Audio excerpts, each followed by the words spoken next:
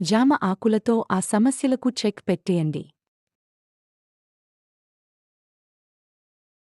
జామ పండ్లను అందరూ ఎంతో ఇష్టంగా తింటారు. జామ పండ్లే కాదు, జామ ఆకులతో కూడా ఎన్నో ప్రయోజనాలున్నాయి. పంటి నొప్పికి చక్కటి ఔషధం. జామ ఆకులను లవంగాలతో మెత్తగా చేసి దంతాలపై రాసుకుంటే నొప్పి మాయం.